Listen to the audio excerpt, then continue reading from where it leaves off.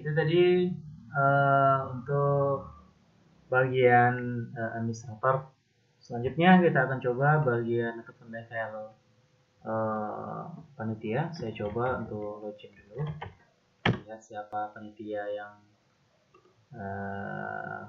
berhak ya. Sini misalnya ada Zizi. Saya coba logout, kemudian masuk sebagai panitianya tadi Zizi. Oke, ini untuk halaman panitia. Panitia berhak juga melihat berita, boleh ditambahkan maupun diedit, sebagaimana yang sudah kita jelaskan di bagian administrator. Juga ada jadwal. Panitia juga berhak untuk menambahkan, mengedit maupun menghapus jadwal. Kemudian, nah ini bagian panitia yang sangat penting sekali. Di sini ada penerimaan. Penerimaan calon mahasiswa ini bisa diakses oleh hanya bisa diakses oleh panitia. Jadi administrator tadi tidak berhak untuk menerima, hanya panitia saja. Di bagian penerimaan calon mahasiswa nanti akan ditampilkan seluruh mahasiswa yang telah mendaftar ya. Jadi di sini misalnya ada beberapa contoh seperti ini. Ini berarti mahasiswa tersebut sudah melakukan pendaftaran. Di sini ada nomor pendaftarannya akan didapat secara otomatis. Ini prefix dari tahun yang telah kita buatkan di bagian setting tadi. Kemudian ini jurusan, foto program studi ya. Kemudian ini nomor pendaftaran mahasiswa bersangkutan. Misalnya ini satu calon mahasiswa, saya coba. Nah, ini dia data dari mahasiswa yang telah mendaftar tadi. Juga ada masuk fotonya di sini. Foto yang diuploadnya, PIN-nya ada, nomor pendaftarannya, kemudian data-datanya sampai di bawah. Kemudian ada untuk cetak form. Jadi nanti panitia juga bisa cetak formnya sendiri ya. Untuk form saya contohkan ini. Oke, ini. Nah, ini dia formulir yang telah diisi oleh mahasiswa yang daftar tadi ya. Ini saya contohkan satu orang. Kemudian mahasiswa juga bisa download form yang sudah diisinya tadi. Ini saya contohkan. Downloadnya akan secara otomatis di generate dalam bentuk PDF ya. Coba lagi. Mungkin ada sedikit kesalahan teknis. Sini juga bisa cetak kartu ujian. Nah, nih, jadi mahasiswa nanti bisa cetak kartu ujian sendiri untuk digunakan dalam proses ujian saringan masuk. Juga bisa untuk download kartu ujian di sini. Nanti digunakan dalam bentuk PDF langsung ya. Kemudian berikutnya di bagian penerimaan calon mahasiswa baru, panitia bisa mengisikan hasil ujiannya. Di sini ada hasil ujian. Nah, jadi nanti hasil ujian dari mahasiswa yang mengikuti ujian saringan masuk itu nanti bisa kita isikan. Panitia akan mengisikan di sini nilai ujiannya berapa. Kemudian juga bisa menambahkan catatan. Nanti ujian ini akan berhubungan dengan nilai yang ada di program studi. Jadi nanti beberapa nilai yang telah ditetapkan di program studi, nah, itu nanti akan ditampilkan ataupun nanti akan sebagai acuan. Apakah dia itu lulus penerimaan atau tidak. Kemudian di sebelahnya ada juga untuk turun status.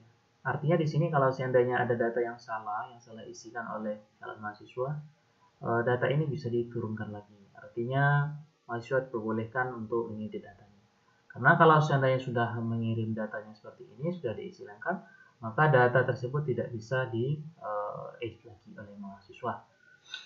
Kemudian laporan. Nah, ini tadi sama dengan yang ada di administrator, laporan dari calon mahasiswa yang telah lulus. Ini juga statistiknya. Selanjutnya di bagian transaksi ya, ini di bagian transaksi untuk PIN. Di sini ada menu penjualan, laporan penjualan sini adalah penjualan PIN. Nah, ini penjualan PIN, PIN yang telah di-generate tadi oleh administrator di bagian administrator. Maka panitianya maksud kami bisa menjual pin tersebut. Nah, ini contohnya, misal kita akan jual pin urutan pertama ini 64625554, misalnya kita jual. Nah, ini dia tadi pinnya, harga ini muncul dari otomatis di bagian setting ya. Jadi pin itu ada di bagian setting, langsung muncul ke sini. Ini tidak bisa dirubah oleh panitia karena sudah ditetapkan di bagian setting sistem. Di bagian bawahnya ada penyesuaian. Kalau seandainya ada program studi yang mungkin dia punya harga khusus pendaftarannya, bisa disesuaikan di sini. Jadi dari 250.000 ini mungkin bisa ditambahkan misalnya menjadi 300.000 dan selanjutnya. Misalnya kita tambahkan di sini 50.000 lagi. Ini opsi. Jadi kalau seandainya semua rata 250.000, maka ini penyesuaian tidak perlu kita isi. Misalnya saya proses. Apakah Anda yakin menjual? Oke. Penjualan sukses, cetak fakturnya. Nah, ini dia.